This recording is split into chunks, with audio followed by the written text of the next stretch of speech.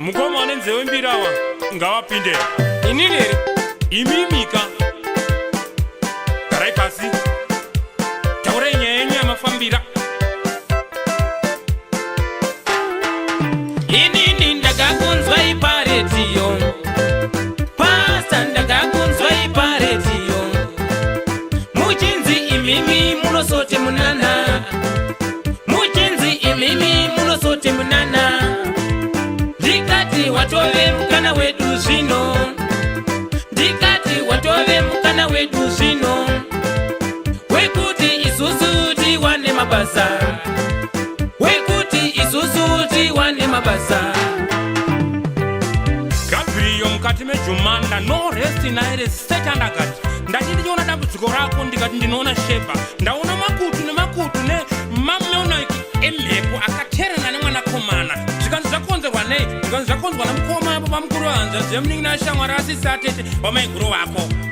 saka tipe mari tione tishande dambudziko. Handina mari hauna saka uri kuti makepitali chadzendima ndaitaya ndamahara chamari kana usina mari kuda zvako muno murowe pasi uende tishandire vamwe mufunge ndauyawo nedambudziko inini ndauya nedambudziko mufunge andiendekana kubasa mufunge andiendekana kubasa azima kuti munode mari azima kuti munode mari basa ndauya nedambudziko nekuti ndakakunzwa iparedhiyo. vanouya shuwa mufambe zvakanaka baba zvamati imimi munobatikana nebasa ka chiti yakuti wadzimai wapota wachiuya ndichiwashandira kuti mhepo iyo ive neganhuro mufambe zvakanaka mumugwagwa umu tori mazuwano mai avo ngauye kunokawo kwemuri kuenda kupi kwenhai mandisi kureva imi mune fesi inenge wawakatsva ndiri kurevawo kuti nhoyo wakapfeka hembe tsvuku awakatsvukwa dhafawo pindai muno pindai pindai konhaimi pindai basa zvepano zvatondikurira varume zvepano zvatondikurira varume zveminana zvatondikurira chokwadi zveminana zvatondikurira zviri nani ndidzokere kwandakakurira zviri nani ndidzokere kwandakakurira kwedu kuchechi kusina munana kwedu kuchechi kusina zvemunana. zvotoitaka madzimai tangoti vanhu vari panze apo vasaziva kuti zvii zviri kuitika mukati munomu handiti tongoti gaga nyaya yongorwa pachikuru handitika mazuvanhu ari kunze ichakiu yenyu yakanaka maasha kondororei vanhu vanyatsogare mukiu zvakanaka